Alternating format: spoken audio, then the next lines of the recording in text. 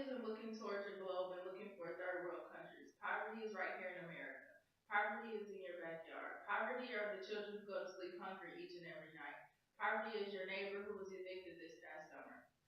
In order to decrease the poverty rate, we must first educate ourselves on the history of poverty as well as how the unemployment rate affects poverty.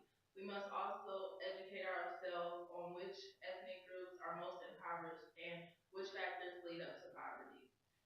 The war on poverty in 1960 were um, numerous acts that helped decrease the rate on poverty.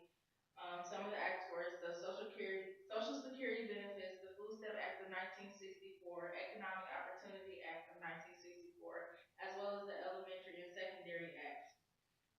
The unemployment rate in America is 4.9%, which means that 7.8 million Americans are unemployed.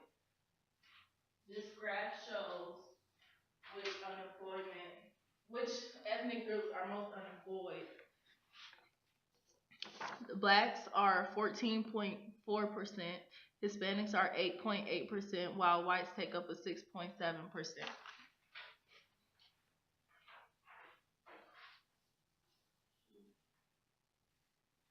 Out of the 48 million Americans who live in poverty, 27.7% of them are African Americans, 26% of them are Hispanic, and 9.9% are white. In these maps, it shows which which states whites are most impoverished in, and their rate is all the way up to 17%. In this map, it shows which states the Hispanics are impoverished in, and their rate is all the way to 42%.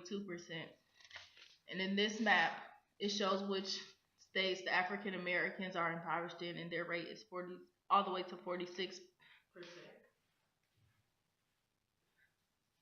I got all this information from the Census Bureau provided by CNNMoney.com.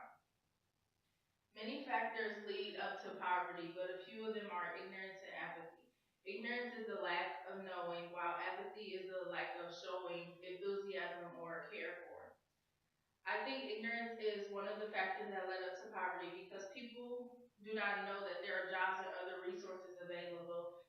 And I think apathy wouldn't be a factor that led up to poverty if people knew what it was like to be, if people knew what it was like to be impoverished, they wouldn't ignore it.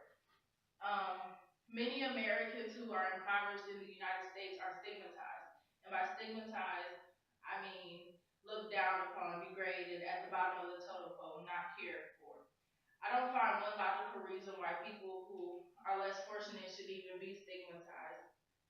Um, I think another way to decrease poverty rate is to continue to educate everyone on how to prevent from living in poverty and show sympathy to those who are already in